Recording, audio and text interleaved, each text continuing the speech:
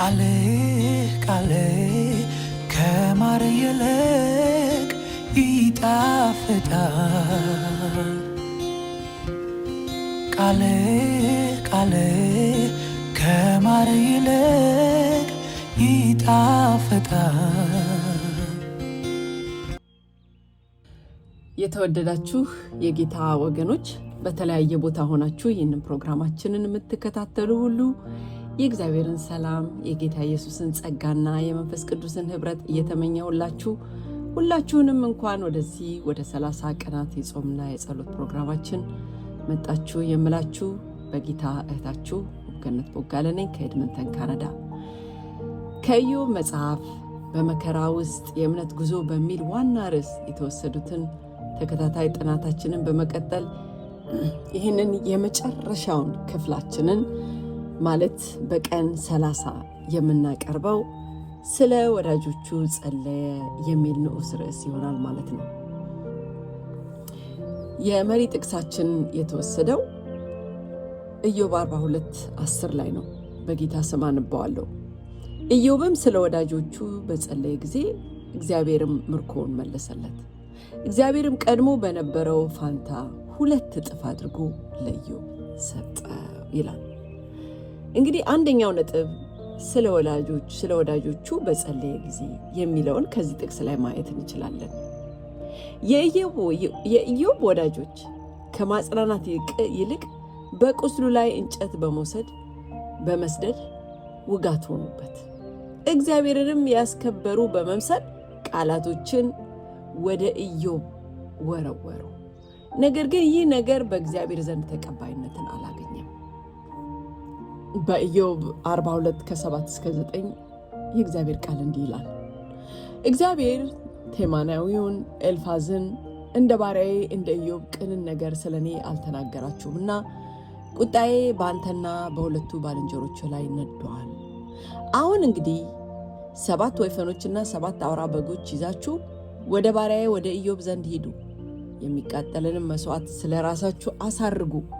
ባሪያዬም ኢዮብ ስለ እናንተ ይጸልያል፣ እኔም እንደ ስንፍናችሁ እንዳላደርግባችሁ ፊቱን እቀበላለሁ።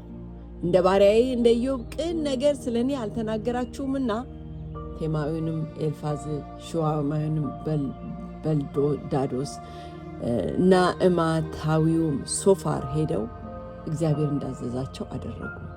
እግዚአብሔርም የኢዮብን ፊት ተቀበለ ይላል። የኢዮብ ሕይወት የሚያስተምረን መከራ በእግዚአብሔር እጅ ከንቱ እንደማይሆን ነው። በኢዮብ 42:10 ላይ መጽሐፍ ቅዱስ እግዚአብሔር ስለ ወዳጆቹ በጸለየ ጊዜ የኢዮብን ምርኮ መለሰለት፣ እግዚአብሔርም አስቀድሞ ከነበረው ይልቅ እጥፍ አድርጎ ሰጠው ይላል። የመታጠፊያ ነጥቡ የመጣው ምን ላይ ነው? ኢዮብ ሲጸልይ ነው።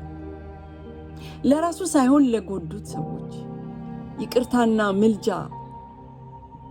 ለእድሳት፣ ለተሐድሶ በሩን ከፈቱለት። ኢዮብ በሕይወቱ ከባድ ጊዜያት እንኳን ለሌሎች መትረፊያ በረከት ሆነ። ወዳጆቹን በአምላኩ ፊት ይዞ በመቅረብ አስማራቸው፣ ይቅርታ እንዲደረግላቸው አረገ ማለት ነው። ይህ የኢዮብ ድርጊት የጸሎት ሕይወታችንን እንድንፈትሽ እድሉን ይሰጠናል። ጸሎታችንን በራሳችን አጥር ውስጥ ብቻ የተወሰነ እንዳይሆን ያሳስበናል። የወዳጆቻችን ነገር ግድ ብሎን ስለ እነሱም በጸሎት ፊቱ ልንቀርብ ያሻናል። ኢዮብ ይህንን ካደረገ በኋላ ነበር በረከት ቤቱን የሞላው። ምናልባት እስካሁን ድረስ በረከቶቻችንን ከእግዚአብሔር ዘንድ ያልተቀበልነው ራስ ተኮር የሆነ የጸሎት ልምምድ ስለምንከተል ይሆን? ሌላው ነጥብ ደግሞ ከፊተኛው ይልቅ የሚለው ነው። እግዚአብሔርም ከፊተኛው ይልቅ የኋለኛውን ለኢዮብ ባረከለት ይላል። ይገርማል። ኢዮብ 42:12 ላይ የኢዮብ የህይወት ጉዞ የሚያስደንቅ ነው። ራሱን ሁለት ፈጽሞ ለንጽጽር ሊቀርቡ በማይችሉ ደረጃዎች ላይ አግኝቶት ያውቃል። እስከ ጥግ ድረስ ምቾቶችንና ጉስቁልናን በደንብ አድርጎ ያውቀዋል። ማግኘትንና ማጣትን፣ መትረፍረፍንና መቸገርን፣ ስኬትንና ውድቀትን በሕይወቱ አስተናግዷል። የኢዮብ የስሙ ትርጉም ፈተና እስኪመስል ድረስ በፈተና ውስጥ አልፏል። ይህ ሁሉ ሲሆን ታዲያ ነገሮች ከእግዚአብሔር ቁጥጥር ውጭ አልነበሩ። እያንዳንዱ በኢዮብ ሕይወት ውስጥ ተከስተው ያለፉ ሁኔታዎች ለነገ ስኬቱ እየተያያዙ ነበር። ቀጥሎም በቁጥር 12 ላይ እንዲህ እናነባለን። እግዚአብሔር የኢዮብን የኋለኛውን ዘመን ከመጀመሪያው ይልቅ አብዝቶ ባረከው ይላል። የኢዮብ ሕይወት ምንም እንኳን ፈተናዎች የበዙበት ቢሆንም መጨረሻው ግን ልምላሜ ሆነ። ከአመድ ወደ መትረፍረፍ፣ ከባዶነት ወደ እጥፍ በረከት በመትረፍረፍ ተደመደመ። የኢዮብ ታሪክ እግዚአብሔር መጨረሻውን እንደገና መጻፍ እንደሚችል ያረጋግጣል። የኔና የእናንተ ታሪክ የመጨረሻውን መጻፍ የሚችለው እግዚአብሔር ብቻ ነው። የኢዮብ ፈተና፣ ማጣቱ፣ መክሰሩ የመጨረሻው አልነበረም። እግዚአብሔር በታላቅ ክብር የተሞላ መጨረሻ ሰጠ። ጅማሬያችን አምሮ ፍጻሜያችን ከተበላሸ ከንቱነት ነው ወገኖች። ሕይወታችን በልምላሜ ጀምሮ በደረቅ ምድረ በዳ እንደ ዛፍ ሆኖ ቢያልቅ ምን ትርፍ ይኖረዋል? ታዲያ እዚህ ጋር ነው መጨረሻዬን አሳምርልኝ የሚለው ጸሎት ውሃ የሚያነሳው። አዲስ ኪዳንም ይህንን እውነት ያንጸባርቅልናል። በያዕቆብ 5:11 ላይ የኢዮብን ትዕግስት ሰምታችኋልና ጌታም የፈጸመውን አይታችኋል፣ ጌታ እጅግ ርኅሩህና መሐሪ ነው በማለት ያስታውሰናል። በሮሜ 8:28 ደግሞ እግዚአብሔርን ለሚወዱ እንደ ሐሳቡ ለተጠሩ ሁሉ ነገር ሁሉ ለበጎ እንዲሆን እናውቃለን በማለት ያረጋግጥልናል። እግዚአብሔር ለኢዮብ ያደረገውን በክርስቶስ ላለነው ልጆቹ ተስፋ ሰጥቶናል። ማለትም ከስቃይ በላይ ከፈተና በላይ የሆነ ተሐድሶ፣ ተስፋና በረከት ይሰጣል። ሃሌሉያ ወገኖቼ፣ የኢዮብ ታሪክ የጥንት ታሪክ ብቻ አይደለም፣ በጌታ ኢየሱስ ክርስቶስ የእኛም ታሪክ ነው። አመዱ ስቃይ ያሸነፈ በሚመስልበት መስቀሉን ያስታውሰናል። ነገር ግን እድሳቱ፣ ተሐድሶ፣ ሐዘን የመጨረሻ ቃል፣ የመጨረሻ እድል እንዳልሆነ እግዚአብሔር ወደ አወጀበት ትንሣኤ ይጠቁመናል። ብዙ ተወስዶብን፣ ብዙ አተን ወይም በፈተና ወቅት ውስጥ ራሳችንን ካገኘን ወገኖቼ እንበርታ። ተሐድሶ ከምንገምተው በላይ ቀርቦ ሊሆን ይችላል። እንደ ኢዮብ ለመጸለይ እንምረጥ። ይቅር ለማለት እንምረጥ ወገኖቼ። ለመታመን እንምረጥ። ምክንያቱም የኢዮብን ምርኮ የመለሰው ያው አምላክ በክርስቶስ እንዲህ በማለት ቃል ገብቶልናልና በሮሜ 8:18 ለእኛም በሚገለጥ ክብር ሲመዘን የዘመኑ ስቃይ ምንም እንዳደለ እቆጥራለሁ ይላል። እግዚአብሔር ከፊተኛው ይልቅ የኋለኛውን የኢዮብን ሕይወት እንደባረከ የኔና የእናንተንም የኋለኛ ዘመን ይባርክ ዘንድ ይናፍቃል። ምናልባት በቀደመው ዕድሜያችን ያጣናቸው ብዙ ነገሮች ሊኖሩ ይችሉ ይሆናል። አንታገላቸው። ለቀን ለፊተኛው በረከታችን እንዘጋጅ ወገኖች። ከሄደው ይልቅ የሚመጣው ጣፋጭ እንደሆነ በማሰብ ልባችንን እናበርታ።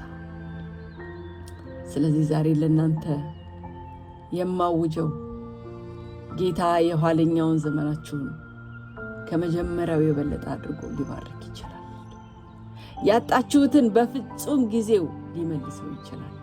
የተሰበረውን ሙሉ ሊያደርገው ይችላል። እናም የኢዮብ ሕይወት በምስክርነት እንደተጠናቀቀ የኔና የእናንተም ሕይወት የእግዚአብሔርን ርኅራኄ፣ ምሕረትና ታማኝነት ምስክር ሆኖ ያበራል። ሃሌሉያ። ኢዮብን የመለሰለት ጌታ የኋለኛውን ዘመናችን ከመጀመሪያ ይልቅ አብዝቶ ይባርካል። በጌታችን በኢየሱስ ክርስቶስ ሁሉ ነገር ለበጎ እንዲሆንልን እናምናለን። አሜን። ክብርና ምስጋና አምልኮና ስግደት የሚገባ ቅዱስና ዘላለማዊ የሆንክ አምላክ በጌታ በኢየሱስ ክርስቶስ ስም እናመሰግናለን። አባት ሆይ ጸሎት ሰሚ አባት ስለሆንክ እናከብርሃለን። የጸሎት ሕይወታችን በአንተ የተቃኘ ይሆን ዘንድ በጸጋ እንድትረዳን እንጸልያለን። ዘወትር እኔና ወገኖቼን ለመባረክ ስለማትሰለች እናከብርሃለን። ጌታ ሆይ መጨረሻችን በፊትህ ያማረ ይሆን ዘንድ አባት ሆይ እንወዳለንና ቀሪ ዘመናችንን ባርክልን። ጌታ ሆይ ስንት ጊዜ እንደምንቆይ ባናቀውም የቀረችንን እችን ዘመናችን ግን በፊትህ በክብር እንዲያልቅ በክርስቶስ ኢየሱስ ስም እንጸልያለን። የዘላለም አምላክ እግዚአብሔር ሆይ አስጀምረህ አሳስበህ ላስጀመርከን አስጀምረህ ደግሞ ላስጨረስከን አምላክ ክብር ምስጋና ላንተ ይሁንልህ። እግዚአብሔር ሆይ ተመስገን እንልሃለን። ይህንንም ቃል ስለሰጠህን ስላዘጋጀህልን በተለየ መንገድ ወንድማችን ናትናኤልን እንድትባርከው እንጸልያለን። እግዚአብሔር ሆይ በውስጡ አንተ ስለሰራህ ስላዘጋጀህ ስለተናገርክ አባት ሆይ ክብር ምስጋና ላንተ ይሁንልህ። አሁንም እግዚአብሔር ሆይ ቃልህ በሕይወቱ ኃይል እንዲኖረው በክርስቶስ ኢየሱስ ስም ጸልያለሁ። የቃልህ ደጆች እንዲከፈቱለት በክርስቶስ ኢየሱስ ስም ጸልያለሁ። እግዚአብሔር ሆይ ተባረክ፣ እናከብርሃለን በጌታ በኢየሱስ ክርስቶስ ስም አሜን።